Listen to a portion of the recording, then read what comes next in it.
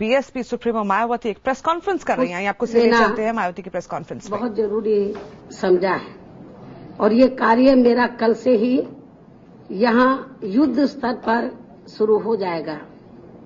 लेकिन इससे पहले मैंने कुछ जरूरी मुद्दों को लेकर आप लोगों से भी मिलना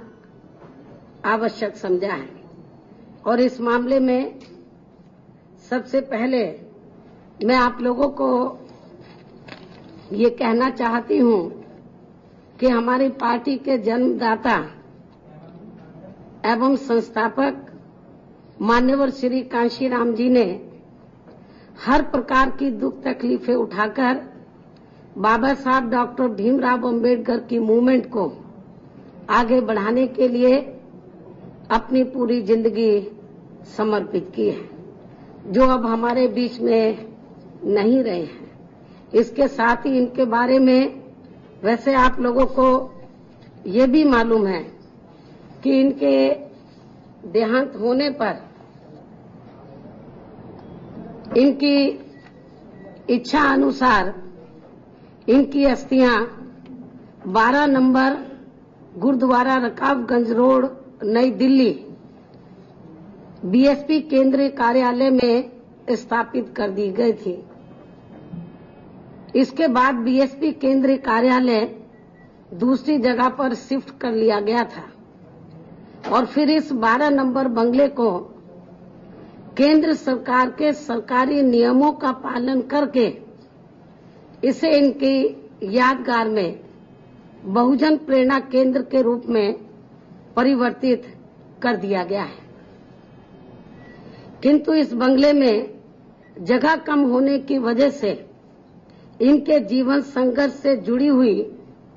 इनकी सभी यादों को यहाँ ठीक ढंग से सजोकर नहीं रखा जा सकता था, क्योंकि ये बंगला टाइप 5 का होने की वजह से काफी छोटा था। ऐसी स्थिति में फिर हमने केंद्र की सरकार से इस बंगले से जुड़े अन्य और 2 5 टाइप के बंगलों को भी इसमें मिलाने का अनुरोध किया, जिन्हें पहले से ही इन दोनों बंगलों को टाइप 8 में परिवर्तित करके मुझे अलग से रहने के लिए दिया हुआ था, जिसे काफी संघर्ष के बाद 12 नंबर टाइप 5 के इस बंगले में मिला दिया गया। और फिर इसके बाद मेरे इस बंगले के स्थान पर मुझे भी नियम अनुसार अलग से दूसरा बंगला रहने के लिए दे दिया गया। इस प्रकार हमारे काफी प्रयासों व संघर्ष के बाद मान्यवर श्री कांशीराम जी के सम्मान व यादगार में स्थित ये बहुजन प्रेरणा केंद्र अब कुल मिलाकर लगभग 1.5 या 1.25 एकड़ की जमीन में स्थापित हो गया है, जिसे पिछले कुछ दिनों से कुछ चैनल व कुछ अखबार, मैं सबकी बात नहीं कर रही हूं, जिसे पिछले कुछ दिनों से कुछ चैनल व कुछ अखबार इसे इस प्रकार से बहुत बड़ी न्यूज बनाकर दिखा रहे हैं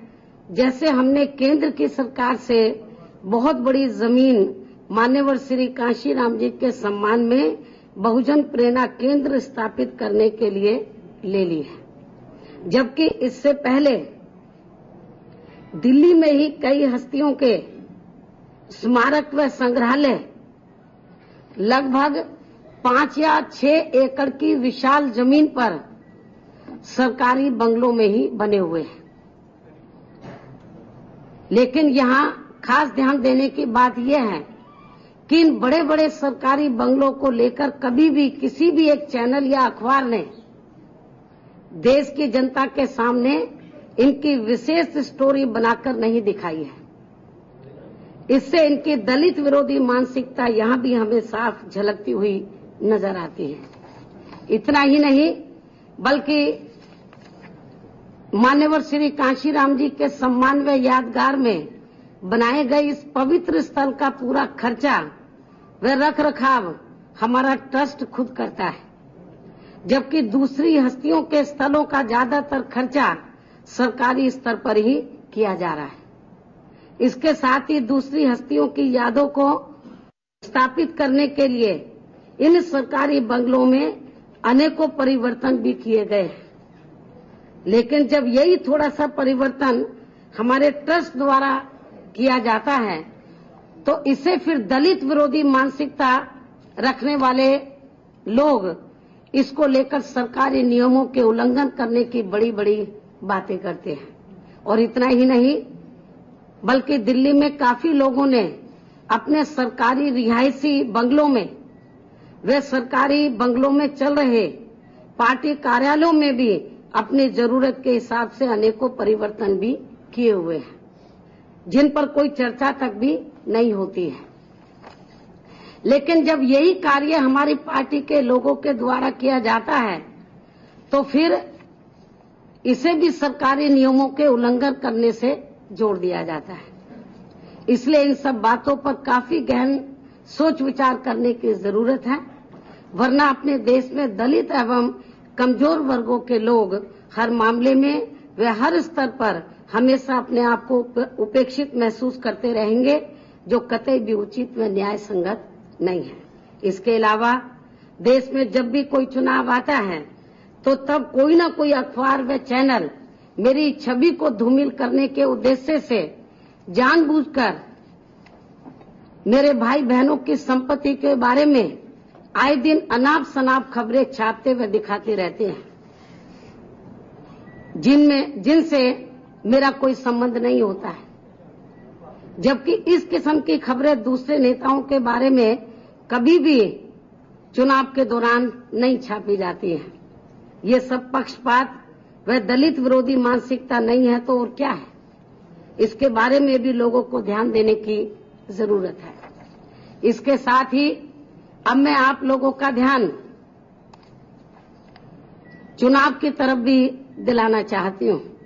और इस संबंध में वैसे आप लोगों को ये मालूम है कि अपने देश में आगामी 16वीं लोकसभा के आम चुनाव होने से पहले कुछ राज्यों में इस समय विधानसभा के आम चुनाव होने की प्रक्रिया चल रही है। और इनमें से 4 राज्यों में अर्थात दिल्ली, राजस्थान, मध्य प्रदेश व छत्तीसगढ़ में हमारी पार्टी अकेले अपने बलबूते पर पूरी तैयारी के साथ ये चुनाव लड़ रही है। इसके साथ ही इस चुनाव में हमारी पार्टी का ये भी प्रयास रहेगा कि हमारी पार्टी इन 4 राज्यों के विधानसभा चुनाव में बैलेंस ऑफ पावर बनकर उभरे और फिर उन प्रदेशों की आम जनता व खासकर वहां के गरीबों एवं शोषितों के हितों में सही नीति बनाकर काम करने के लिए वहां की सरकारों को मजबूर करे। लेकिन हमारी ये बात आप लोगों को आसानी से गले के नीचे से नहीं उतरेगी,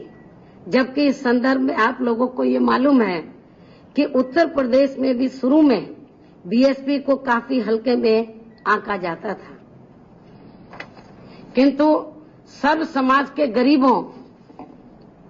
व कमजोर वर्गों के बल पर पहले हमारी पार्टी यहां इस स्थिति में बनी